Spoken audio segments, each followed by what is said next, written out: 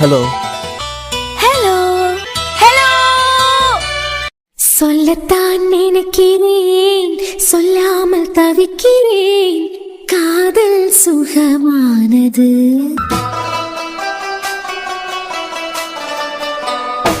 வாசற்படி ஓரமாய் வந்து வந்து பார்க்கும் தேடல் சுகமானது.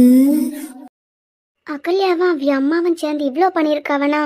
அஞ்சு இந்த வீட்டுல வாழ்ந்துகிட்டு இருக்கும் போதும் அஞ்சுக்கு நிறைய பிரச்சனை அவிய கொடுத்துருப்பாவ.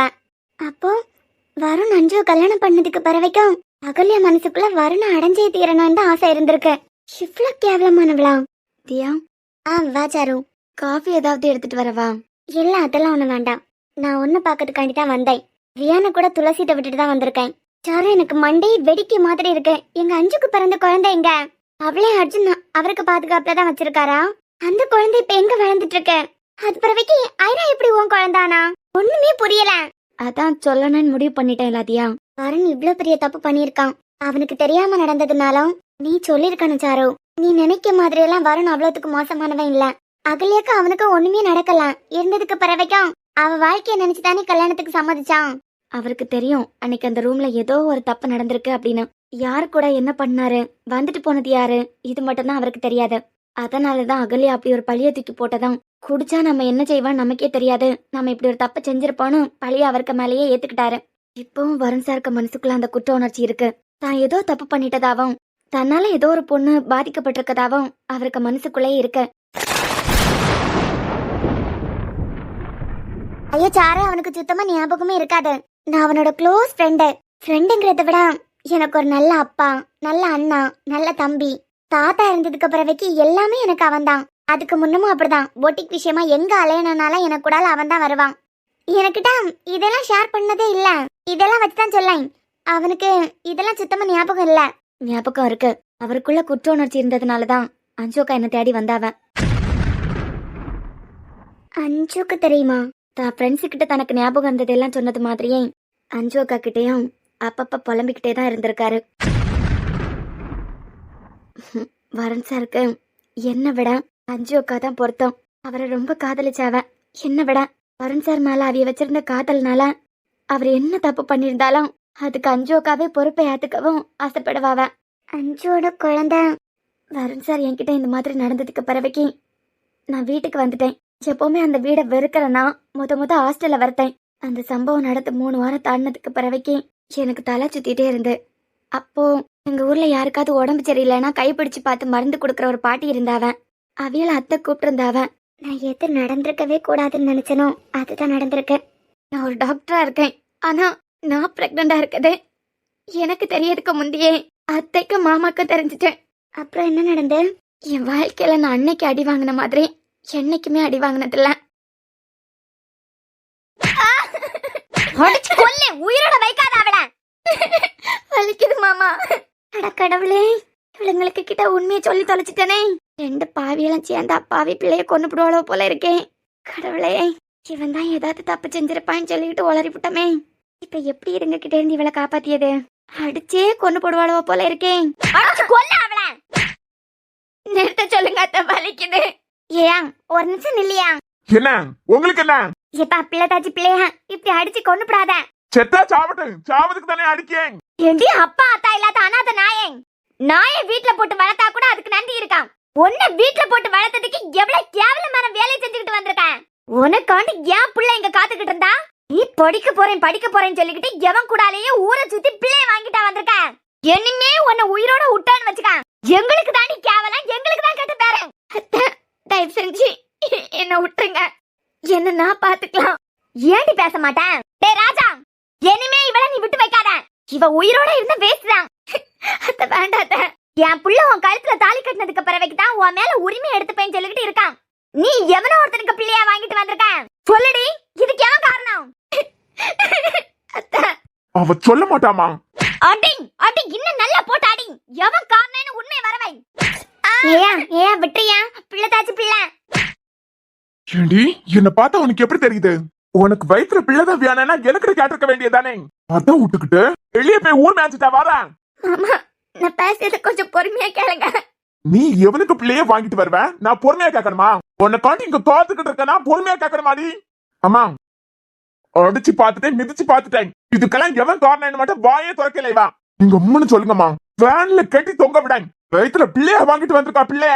ஏண்டி மோன கட்டவளே, உனக்கு இதுதான் வியானனா எனக்கிட்ட சொல்லிருக்கலாம்ல. ஏன் பிள்ளை தந்திருப்பானே உனக்கு பிள்ளை. ஏத்த இப்படி எல்லாம் பேசுதியா? சத்தியமா எனக்கு மாமா மேல எந்த விருப்பமும் இல்ல. ஏன் பிள்ளைக்கு மேல உனக்கு விருப்பம் இல்ல? வேற எவனையும் பாக்கும்போது உனக்கு தோணுச்சா? ஏய், இப்ப இதுக்கு எவன் காரணம்னு சொல்லலன்னு வச்சுக்க. அவன் சொன்ன மாதிரியே உன்னை ஃபேன்ல கட்டி தொங்க விட்டுக்கிட்டு நீயா தற்கொலை பண்ணேன்னு நாங்க முடிச்சு விட்டுருவோம். உனக்கு நல்லாவே தெரியும் எங்களை பத்தி. சொன்னா செய்வோம். இதுக்கு எவன் காரணம்னு இப்ப சொல்ல போறியா இல்லையா? இல்லத்த, அத மட்டும் என்னால சொல்ல முடியாது. சொல்ல முடியாதா? இவ்வளவு அடிச்சு அடிச்சு என் கையை என் காலம் தான் வலிக்குது. எனக்கு உதைக்கிறதுக்கு தம்பில்ல, அடிக்கிறதுக்கு தம்பில்ல, கல்லு மாதிரி இருக்கான். இவ வாயில இருந்து உன்னை வாங்குறது ரொம்ப கஷ்டம். வாழ்ந்தா என் பிள்ளைக்கு பொண்டாட்டியா வாழணும். இல்லன்னா நீ மேல போய் சேர்ந்துரு. எங்களை விட்டுங்க அத்த. நான் பிரெக்னண்டா இருக்கேன்னு எனக்கே தெரியாது. இப்ப பாட்டி சொல்லிதான் எனக்கு தெரியும். நாங்க பாட்டுக்கு எங்கேயாவது கண்காணா தூரத்துல போய் வாழ்ந்துடுறோம். தயவு செஞ்சு விட்டுங்க அத்த. உன்னை விடுறதுக்காடி இத்தனை வருஷம் உன்னை நாங்க வளர்த்திருக்கோம். நன்றி கட்டவளை. இங்க பாரு, நீ எவளுக்கு பிள்ளைய வேணாலும் வயித்துல சுமந்துக்கான். ஆனா உன் கழுத்துல தாலி என் பிள்ளை கையாலதான் ஏறணும். என்னடி, என் பிள்ளை ஆம்பளை இல்லன்னு நினைச்சியா? ஐயோ அத்த, தயவு செஞ்சு என்ன விட்டுங்க அத்த. உங்ககிட்ட இருந்து தப்பிக்கணும்னு சொல்லிக்கிட்டு தான் டாக்டருக்கே படிச்சேன். தயவு செஞ்சு என்ன விட்டுருங்க. இத்தனை வருஷம் நீங்க என்ன படுத்துன பாடலாம் போதாதா? நீங்க என்னதான் பண்ணி மாமா கையாலேயே என் கழுத்துல தாலி கட்ட வச்சாலும் என்னால உங்க பிள்ளைய ஏத்துக்க முடியாதத்த. அதான் சொல்றேன் இல்லடி, பிள்ளைதான் வேற எவனுக்கிட்ட இருந்தோ வாங்கிருக்கல.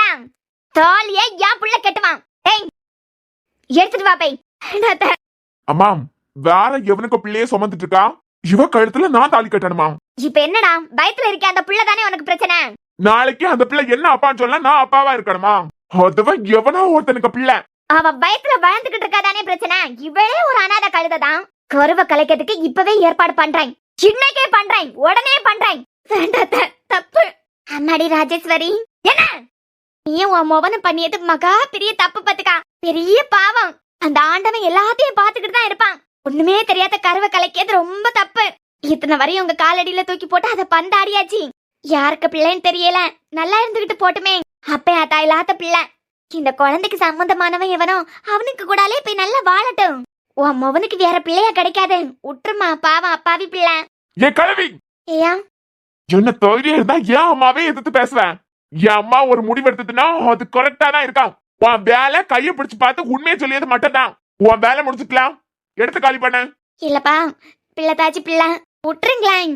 என் கழுவி, அவ்வளவுதான் உனக்கு மரியாதை. அவ்வளவுதான் தூக்குல தொங்க விடுறேன்னு நினைச்சேன். ஒண்ணு தொங்க விட்டுருவோம் பாத்துக்கா.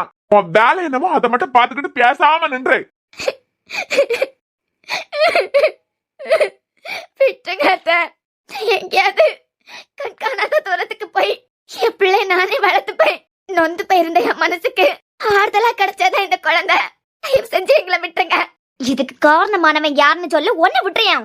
எனக்கு இப்ப தேவை நீயோ உன் பயத்துல வளரிய இந்த குழந்தையோ இல்ல. இதுக்கு காரணமானவன் தான் மொத தேவை. அவன் யாருன்னு சொல்லு, ஒண்ணு விட்டுறியான். அவன் இருந்தாதானே அது பறவைக்கு நீ நல்லா வாழ முடியும். அத்த, என்னால இந்த குழந்தைக்கு காரணமானவருக்கு கூட சேர்ந்து வாழ முடியாது. இது நான் ஆசைப்பட்டோ இல்ல அவர் ஆசைப்பட்டோ நடந்தது இல்ல, அறியாம நடந்தது. நீ 5 வயசு குழந்தை பாத்தியா, உனக்கு அறியாம நடக்கிறதுக்கு. ஏண்டி, என்ன பார்த்தா உனக்கு எப்படி தெரியுது?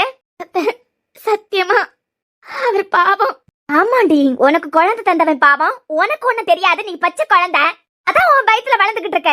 கேக்குறவன் கேனா காத்துல நல்ல பூ சுத்துவ போல இருக்க. திருப்பியே காக்க, இதுக்கு காரணமானவன் எவன் சொல்லு, ஒண்ணு விட்டுறியேன்.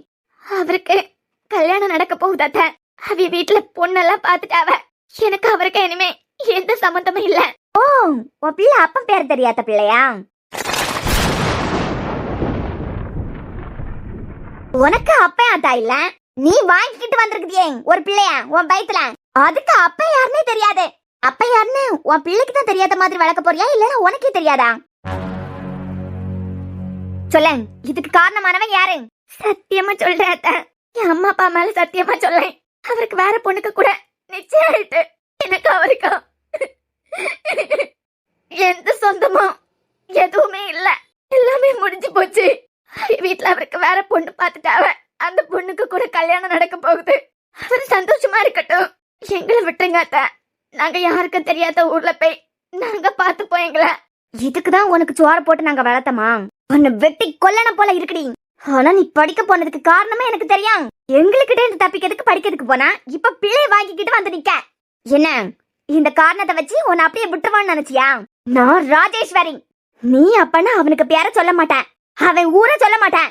என்ன நீங்க வெட்டி கொன்னாலும், என்ன நீங்க தூக்கிலேயே தொங்க விட்டாலும் அவர் யாருன்னு நான் சொல்ல மாட்டேன்.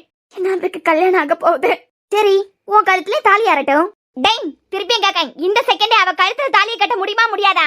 இனிமே பாவம் பார்த்து நல்ல நேரம் குறிச்சி ஐயர் தாலி எடுத்து கொடுத்தேன். அப்படியெல்லாம் இவ கழுத்துல நீ தாலி கட்ட வேண்டாம். இப்பவே இந்த செகண்டே இவ கழுத்துல தாலி கட்டுறதுக்கு எனக்கு சம்மதமா? ஆனா வயித்துல இந்த குழந்தையோட எவனோ ஒருத்தனுக்கு பிள்ளை. நாளைக்கு அது என்ன அப்பான்னு என் காலை சுத்தி வார்த்தை என்னால ஏத்துக்கிட முடியாது. அப்போ அந்த பிள்ளை தானே தடையா இருக்கேன். நீ என் கூடல வா, பிள்ளை அழிக்கிறதுக்கு நான் ஏற்பாடு பண்ணிய ஆளு. இன்னைக்கு சாயந்தரமே இவ கழுத்துல நீ தாலி கட்டுறேன். சரிமா, உன் கழுத்துல தாலியை கட்டிட்டு அது பறவைக்கு வச்சுக்கிறேன்டி. இந்த ராஜா யாருன்னு அது பறவைக்கு உனக்கு தெரியும். இனிமேதான் என் ஆட்டமே ஆரம்பிக்க போகுது.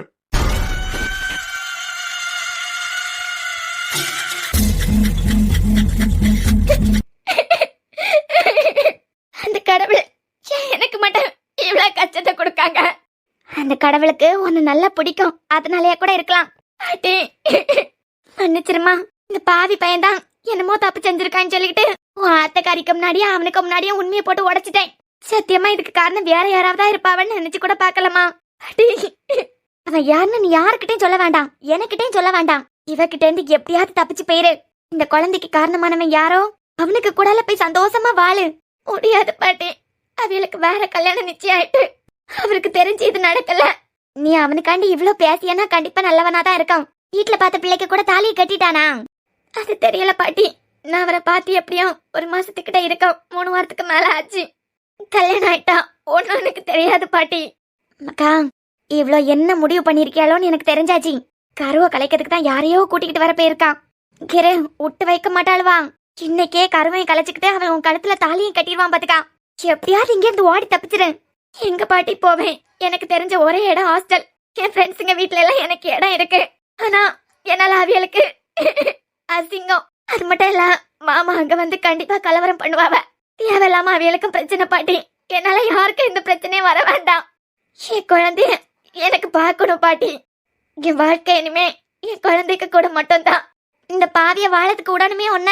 சரி, நீ இங்கிருந்து போ, தப்பிச்சு போ. தப்பிச்சு எங்க போவேன்னு தெரியல பாட்டி. பிள்ளைக்கு காரணமானவன் யாரோ அவனை தேடி போ. ஆனா அவ அம்மா அவருக்கு வேற பொண்ணு பாத்துட்டாவ. வேற பொண்ணு பாத்துட்டா என்ன? தாலிய கட்டையில எல்லாம் நீ போ. நடந்ததெல்லாம் சொல்லு. உன் வயித்துல வளரிய பிள்ளைக்கு காரணம் அவன் தான் சொல்லு. சந்தோஷமா அவன் கூட போய் அமைதியான வாழ்க்கை வாழு. உன் அப்பனுக்கு ஆசீர்வாதமோ அம்மக்காரிக்கு ஆசீர்வாதமோ கூட இருக்கான். ஊர் மக்கள் எங்க எல்லாருக்கும் ஆசீர்வாதமும் உனக்கு உண்டு. போமக்கா போ, இங்கிருந்து தப்பிச்சு போ. அவனுக்கிட்ட நடந்ததெல்லாம் போய் சொல்லு. பாட்டி, இவ்யா நான் போயிட்டா இப்ப கூட நின்ன பாவத்துக்கு உங்களுக்கு தான் தண்டனை கிடைக்கும். என்னைய அடிச்சு போட்டுக்கிட்டு நீ ஓடி போயிட்டான்னு சொல்லி இப்ப என்னைய விட ஒன்னைய தேடியதுலதான் மும்முரமா நிப்பாவ. இவளுக்கு கண்ணுலயும் உன் மாமனுக்கு கண்ணுலயும் மட்டும் சிக்கிறாத. நீ யாரா அவனுக்கிட்ட போய் சேர்ந்துரு. தப்பு இல்லையா பாட்டி? இன்னொரு பொண்ணுக்கு வாழ்க்கை.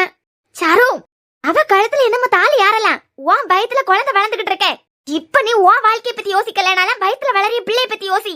உடனே பேருமா இந்த பாவியலுக்கிட்ட நீ பிள்ளை தாச்சியா இருக்கியா? இந்த உண்மையை சொன்ன பாவத்துக்கு ஆண்டவன் எனக்கு தண்டனை கொடுத்துட போறான். போமா போ.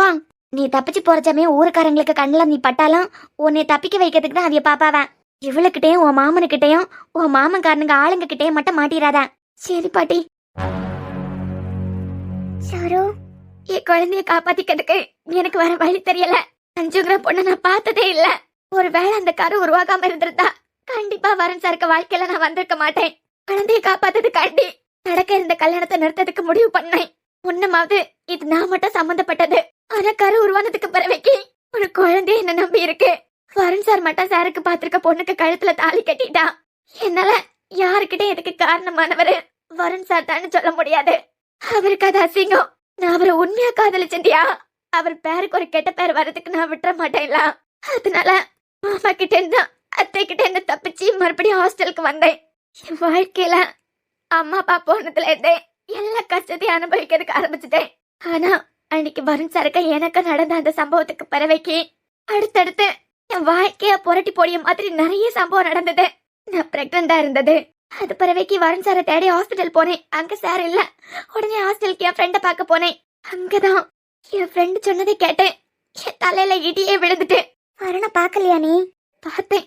ஆனா இந்த மாதிரிப்பட்ட சூழ்நிலையில பார்த்தேன்னா சாரு ஊருக்கே போக மாட்டேன். ஊருக்கு போயிட்டு 3 வாரம் தாண்டினதுக்கு பிறவைக்கும் ஹாஸ்டல் பக்கமே வரல. என்னதாண்டி நடந்தது? நான் உடனே வருண் சாரை பார்க்கணும்டி. வருண் சாருக்கு விடிஞ்சா கல்யாணம்டி. நாளைக்கு காலம் அவருக்கு கல்யாணம். என்னடி சொல்ற? ஆமா, நீ சென்னையில இருந்து கன்னியாகுமரி போவதுக்கே எவ்வளவு நேரம் ஆகும்? உனக்கு போன் பண்ணேன், போன் எடுக்கல, போன் சுவிட்ச் ஆஃப்ல இருக்கு.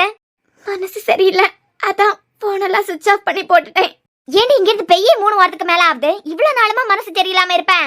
அதை விடு, எனக்கு இப்போ உடனே வருண் சாரை பார்க்கணும். நீ நாளைக்கு காலமா தான் கன்னியாகுமரி போய் சேருவ. நீ போவதுக்கு முந்தைய கல்யாணம். ஆமாம், இவ்வளவு நாளா இல்லாம எதுக்கு அவரை பார்க்கணும்னு நினைக்கிய? இனிமே அவருக்கு எனக்கு எந்த சம்பந்தமும் இல்லன்னு தானே சொன்ன அன்னைக்கு. இல்லடி, நடக்க போற கல்யாணத்தை நான் தடுத்து நிறுத்தணும். இப்பவா? கடைசி நிமிஷத்துல அங்கேயே அவரை நம்பி ஒரு பொண்ணு இருக்கால. எவ்வளவு கனவு, எவ்வளவு ஆசைகளோட கழுத்தை நீட்டதுக்கு அங்க ஒரு பொண்ணு ரெடி ஆயிட்டு இருப்பா. அதை விட இப்போ உனக்கு சொன்னாலும் புரியாது. நான் உடனே கன்னியாகுமரி போகணும். இன்னைக்கு நைட்டு போல ஒரு ட்ரெயின் இருக்கு. அந்த ட்ரெயின்ல நீ போனியனா நிச்சயம் கல்யாணத்துக்கு முன்ன நீ அங்க போய் சேர்ந்துடலாம் அப்படி நினைக்கேன். நான் உடனே கிளம்புறேன். இரு, கையில காசு ஒன்னும் இல்லாம போறேன். ஒரு நிமிஷம் நில்ல, எடுத்துட்டு வரேன். சத்தியமா நான் எதிர்பார்க்கவே இல்லை.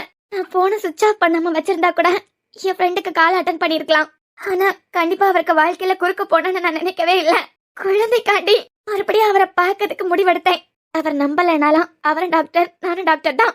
என்ன ப்ரூவ் பண்றதுக்கு என்ன, அன்னைக்கு இதுதான் நடந்ததுன்னு நான் வருண் சார் கிட்ட சொன்னாலே நம்புவாரு. அவரை காயப்படுத்த கூடாதுன்னு தான் விலகுனேன்.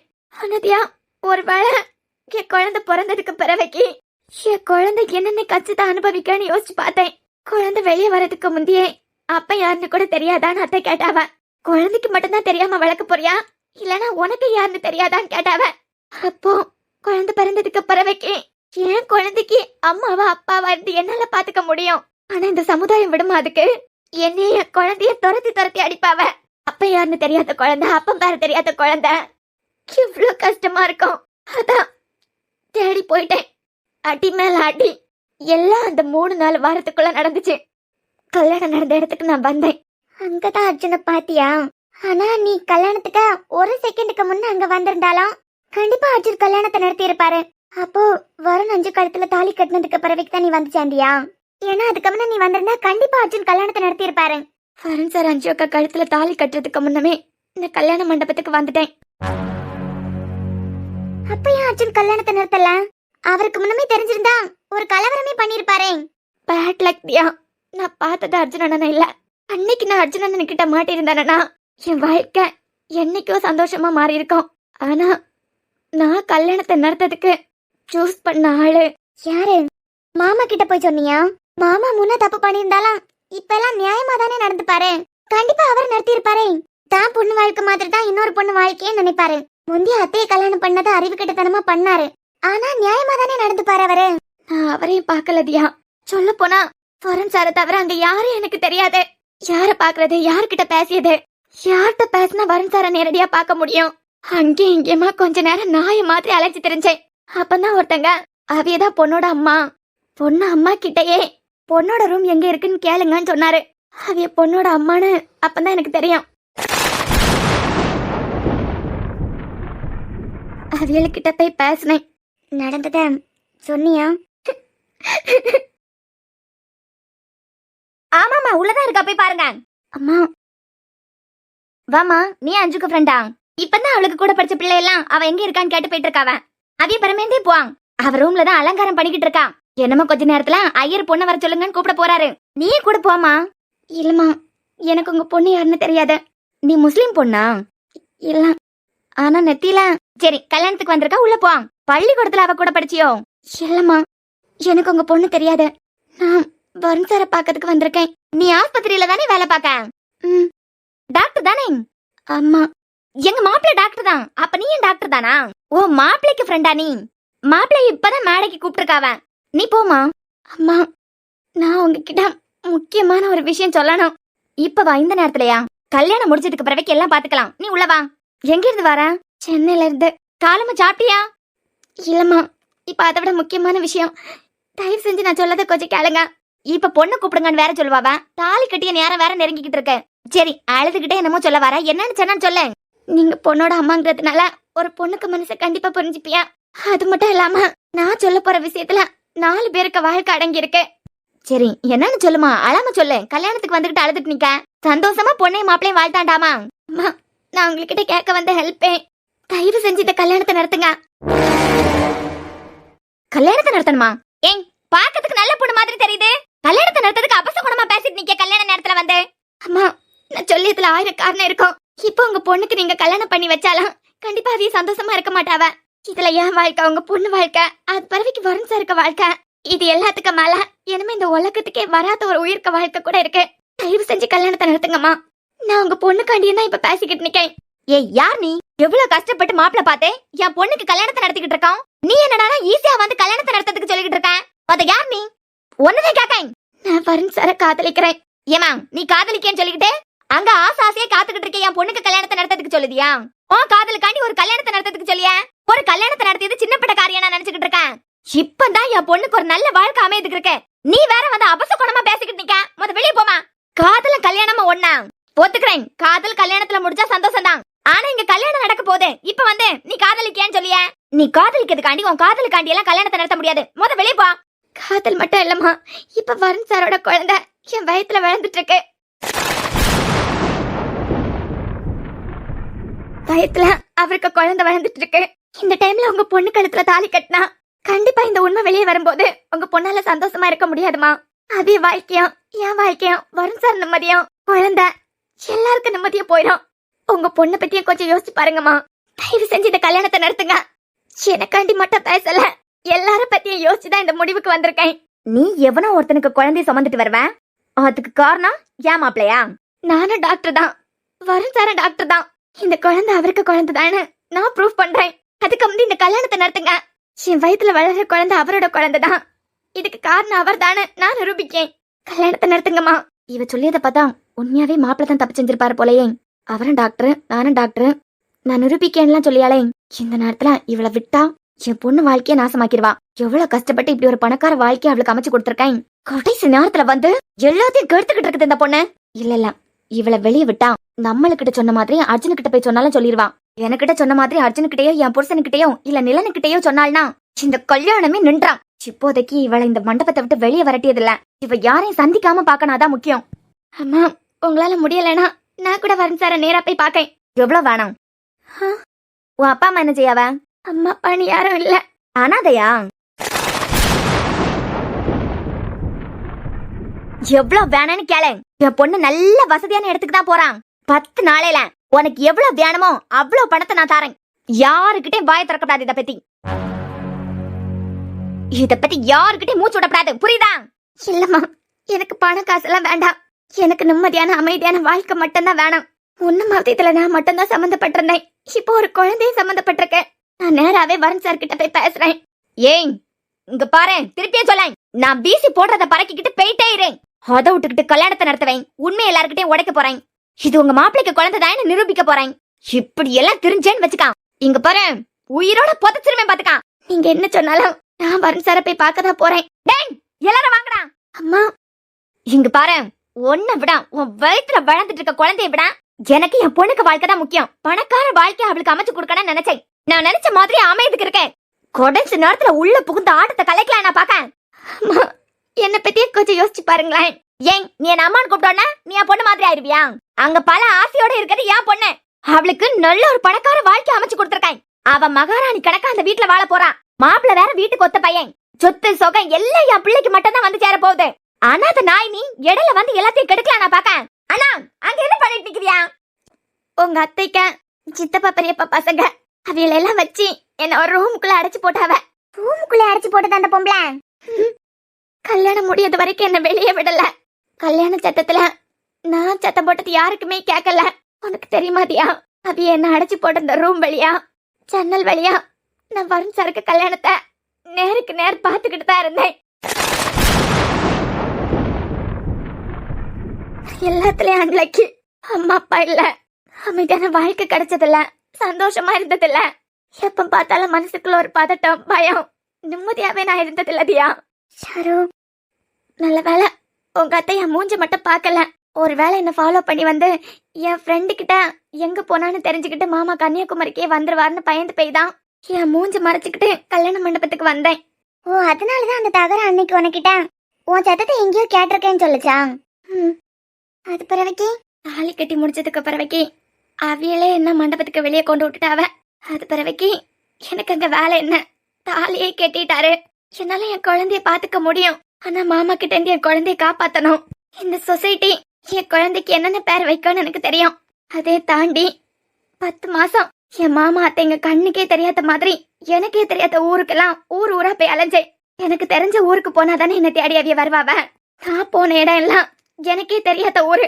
நிறைய மனுஷங்களை பார்த்தேன். யார பார்த்தாலும் பிள்ளை தச்சியா இருக்க, குழந்தைக்கு அப்பா யாருமா, குழந்தைக்கு அப்பா யாருமான்னு தான் கேட்பாவ. என்னால இது வரைக்கும் இந்த குழந்தைக்கு அப்பா வருண் சார்னு சொல்லவே முடிச்சதில்ல. குழந்தைக்கு அப்பா பேர் வரணும்னு சொல்லதுக்கு ஆசையா தான் இருக்கும், ஆனா சொல்ல முடியாது. அவர் ஃபாரின்ல இருக்காரு, வெளியூர்ல வேலை செஞ்சுக்கிட்டு இருக்காரு. 1 வருஷம் தாண்டினதுக்கு பிறவைக்குதான் லீவு, அப்பதான் வருவார்னு சொல்லி சமாளிச்சுக்கிட்டே இருந்தேன். இங்க வரனால நீ ரொம்ப கஷ்டப்பட்டிருக்க. அவன் தெரிஞ்சு இந்த தப்பு பண்ணலனாலும் தப்பு தான். அப்போ அங்க நீ அர்ச்சனை பாக்கலனா அது பிறவைக்கு எங்க பார்த்த? குழந்தை பிறக்க போற டைம் வரைக்கும் வருண் சாரை பார்க்கணும்னு நான் ஆசைப்படவே இல்லை. ஆனா எனக்கு தெரியும் என்னமா 2 நாளையில குழந்தை பிறக்க போகுது அப்படின்னு. அப்போ எனக்கு வருண் சாரை பார்க்கறதுக்கு ஆசையா இருந்ததியா. அவர் கூட என்னால வாழதான் முடியாது. அவர் மூஞ்சி ஒரே ஒரு தடவை பார்க்கறதுக்கு ரொம்ப ஆசைப்பட்டேன். எல்லா பொண்ணுங்களுக்கும் டெலிவரி டைம்ல புருஷன் கூடவே இருக்கணும்னு ஆசைப்படுவாவ. உனக்கு தெரியும்ல அந்த வலி, அந்த ஆசை. புரியுது. ஏன் கூட அவரால் இருக்க முடியாது. என் ஆசை நிறைவேறாதுன்னு எனக்கு தெரியும். 10 மாசம் நான் ஒத்தையில தான் போராடினேன். ஆறுதலுக்காகவோ ஆசையா பேசுறதுக்கோ உன் ஃப்ரெண்டு என் கூட இருந்ததே இல்ல. ஆசையா இருக்கும், ஏக்கமா இருக்கும், ஆனா முடியாதே. சரி, குழந்தை பிறக்கிறதுக்கு முந்தி ஒரே ஒரு தடவையாவது பார்க்கலாம் அப்படின்னு சொல்லிக்கிட்டு தான் என் ஃப்ரெண்டு மூலமா அவர் எங்க வேலை பார்க்காருன்னு தெரிஞ்சுக்கிட்டு தேசிய ஹாஸ்பிட்டலுக்கு வந்து சேர்ந்தேன். அங்கதான் நான் அர்ஜுன் அண்ணனை பார்த்தேன். என்னமோ சொல்ல போனா எனக்கு டெலிவரி பார்த்தது அர்ஜுன் அண்ணன் தான். என் குழந்தை இந்த உலகத்துக்கு வர்றதுக்கு உதவி பண்ணது உன் புருஷன் தான். முத என் குழந்தைய கையில தூக்குனதும் அர்ஜுன் அண்ணா தான். நான் பார்க்க வந்தது வருண் சாரா, ஆனா அவரை என்னால பார்க்க முடியல. ஏன்னா அவரை ஏதோ ஆபரேஷன் கேஸ் அட்டன் பண்ணிட்டு தான் இருந்தாரு. அங்க எனக்கு இன்னொரு அதிர்ச்சி காத்துட்டு இருந்து. நீ இந்த உலகத்துக்கு வர்றதுக்கு முந்தி அம்மா படாத பாடே இல்ல, ஆனா இப்போ நீ என் கையில இருக்க. இத்தனை வருஷம் நான் பட்ட கஷ்டத்துக்கெல்லாம் எல்லாத்தையும் சேர்த்து வச்சு இப்ப எனக்கு ரொம்ப சந்தோஷம் கிடைச்ச மாதிரி இருக்கு. உன் முகத்தை பாக்குற இந்த நிமிஷம் அம்மா பெருசா எதையோ சாதிச்ச மாதிரி தோணுது. அம்மாக்காக இந்த உலகத்துல யாருமே இல்ல, நீ மட்டும் தான் இருக்க.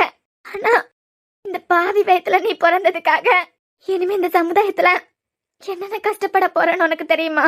அப்பா இல்லாத பிள்ளைன்னு உன்னை எல்லாரும் சொல்லுவாவ.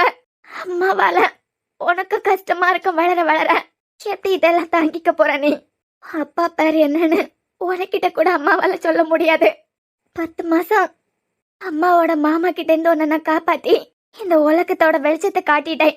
ஆனா இதுக்கு பிறவைக்கு உன்னை எப்படி காப்பாத்த போறேன்? நம்ம எந்த ஊருக்கு போறோம், எங்க இருக்க போறோம், எதுவுமே அம்மாக்கு தெரியல. ஆனா இப்ப அம்மாவோட ரொம்ப பெரிய சந்தோஷம் நீ மட்டும்தான். நீ நல்லா இருக்கணும்டா, நீ சந்தோஷமா இருக்கணும். பக்கத்து ரூம்ல ஏதோ சத்தம் கேட்டது. ரொம்ப நேரமா ஒரு நர்ஸ் டாக்டர் டாக்டர்னு கூப்பிட்டுட்டே இருந்தாவ. நானும் ஒரு டாக்டர் தானே. பிள்ளைய ஓரமா படுக்க வச்சுட்டு மெல்ல நடந்து பக்கத்து ரூமுக்கு போனேன். அங்க நான் அவங்கள பாப்பேன்னு நினைச்சு கூட பார்க்கல. புரியல, யார? எனக்கு குழந்தை பிறந்த அதே டைம்ல அஞ்சு அக்காக்கா குழந்தை பிறந்திருக்கு. ஆக்சுவலா எனக்கு கொடுத்திருந்த டேட்டுக்கு 1 மாசத்துக்கு பிறவைக்கு தான் அஞ்சு அக்காக்கு டேட்டு கொடுத்திருந்து. ஆனா செக்கப்காக வந்த அவங்கள தண்ணி இல்ல அப்படின்னு அட்மிட் ஆக சொல்லியிருக்காவ. வருண் சார் கண்ணுக்கு 2 ஆபரேஷன் வேற இருந்திருக்கு. குழந்தை உயிரை காப்பாத்தனா உடனே ஆபரேஷன் பண்ணணும்னு எல்லாரும் சொன்னதுனால சைனை போட்டு கொடுத்துட்டு அவரை இன்னும் 2 உயிரை காப்பாத்ததுக்கு போயிட்டாரு.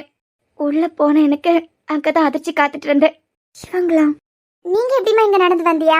இல்ல, ரொம்ப நேரமா நீங்க டாக்டர் டாக்டர்னு கூப்பிட்டுட்டே இருந்தீங்களா? நானும் ஒரு டாக்டர் தான், அதான்.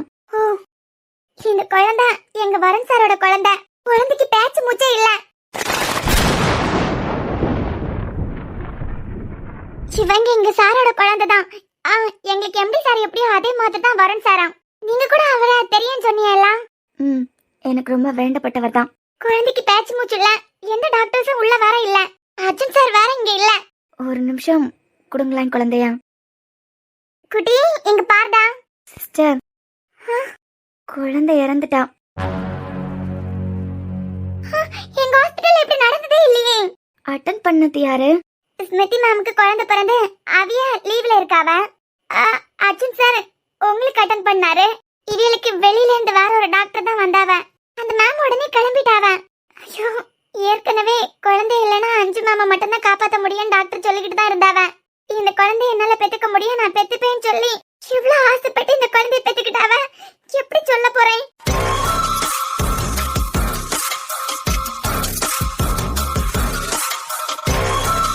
குடி இங்க பாரு, உங்க அப்பா உனக்கு ஐரான பியாரெல்லாம் கூட சூஸ் பண்ணிட்டாரு. இங்க பாருடா, எப்படி நான் சார் கிட்ட சொல்ல போறேன்? இது யார் தெரியுமா? உங்களுக்கு டெலிவரி பார்த்தாவல அர்ஜுன் டாக்டர், அவருக்கு தங்கச்சி. அவர்தான் இங்க எம்டி. அவருக்கு ஹாஸ்பிடல்ல அவருக்கு தங்கச்சிக்கு எப்படி ஒண்ணு நடந்திருக்குனா எப்படி இத நான் எங்க சார் கிட்ட எல்லாம் சொல்ல போறேன்னு தெரியலையே.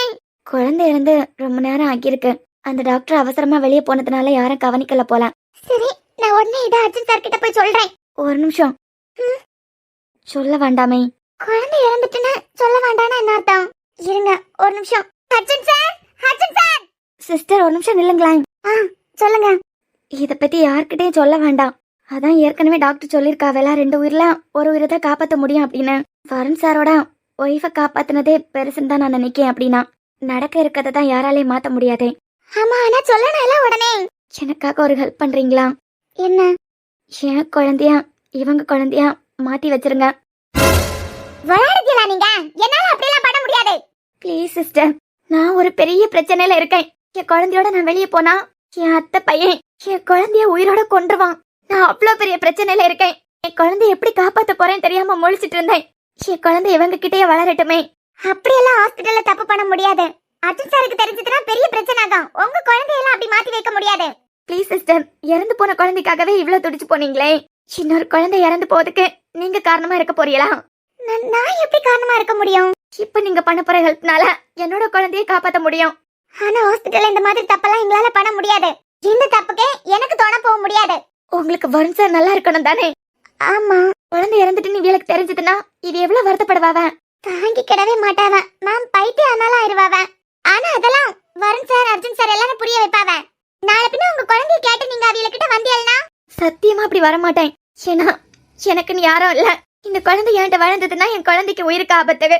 அவளால சந்தோஷமா இந்த சொசைட்டில வாழக்கூட முடியாது. சிஸ்டர், இப்ப நீங்க நினைச்சீங்கன்னா அவையால சந்தோஷமா இருக்க முடியும். என் குழந்தைய உயிரோட இருக்கும். சத்தியமா உங்களுக்கு நான் வாக்கு கொடுக்கேன். எந்த காலத்திலயும் என் குழந்தைய தேடி நான் வரமாட்டேன். அப்படி ஒரு அம்மாவால இருக்க முடியுமா? என்னால இருக்க முடியும். என் குழந்தையோட நல்லதுக்காண்டி நான் இதை பண்றேன். இல்ல, இது ஹாஸ்பிடல் ரூல்ஸ மீறது என்னால முடியாது.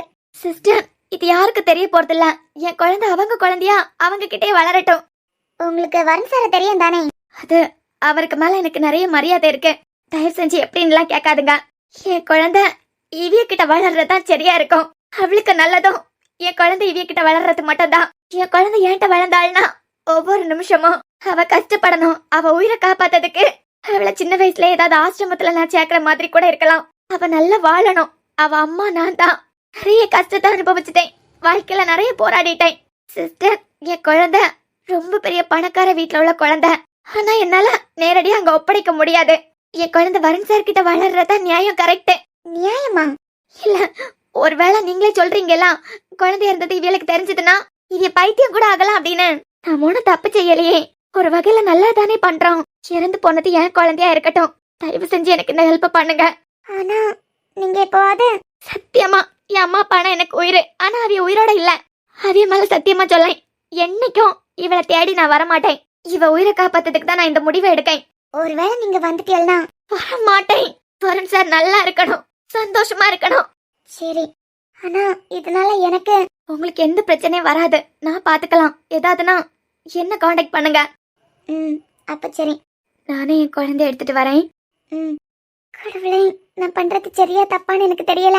ஆனா இந்த பொண்ணு என்னடானா அவைய குழந்தைக்கு ஆபத்துன்னு சொல்லியாவ. சேம் டைம் மேமும் பைத்தியம் பிடிச்ச மாதிரி ஆயிருவாவ. இந்த பொண்ணு சொல்லிய மாதிரியே அவைய குழந்தை இவகிட்டே வளரட்டும்.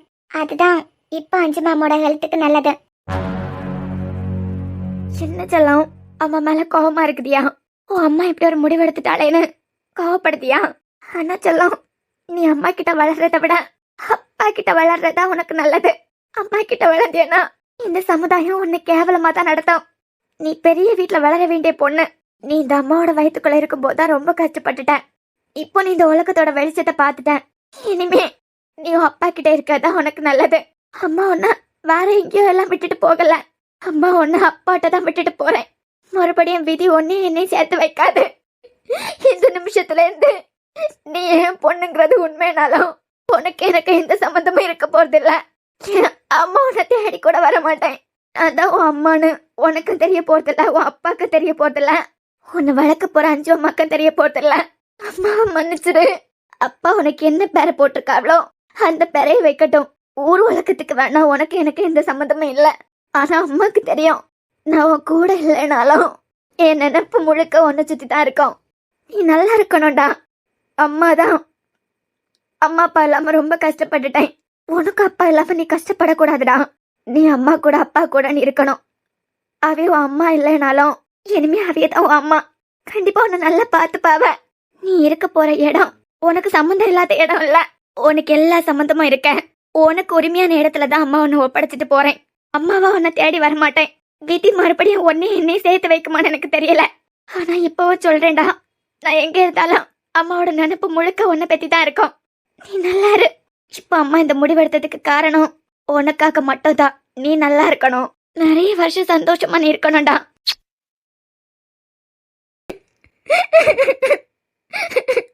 என் குழந்தைய நான் தெரியாம தொலைக்கலதியா, தெரிஞ்சுதான் தொலைச்சேன். இந்த உண்மை என் ஐராக்கு தெரியும் போது ஐரா என்ன மன்னிப்பாளான்னு கூட எனக்கு தெரியல. மறுபடியும் அவளை நான் பார்க்கவே முடியாதுன்னு தான் நினைச்சேன். ஆனா விதி மறுபடியும் எங்க 2 பேரையும் ஒண்ணு சேர்த்திருக்கு. உன் வாழ்க்கைய அழிச்சு அவங்க பொண்ணுக்கு வாழ்க்கை அமைச்சு கொடுக்க நினைச்சாவ. ஆனா கடவுளோட கணக்க பத்தியா? இதான் கடவுள் இருக்காருன்னு இதுல தெரியுது பாத்தியா? 5 இறந்து போனது, 5ஓட குழந்தை இறந்து போனதும் கஷ்டம்தான். ஆனா அவிய பண்ண பாவத்துக்கு அவிய பொண்ணு தண்டனை அனுபவிச்சிருக்கா. சத்தியமா ஐராவை நினைக்காத நாளே இல்ல.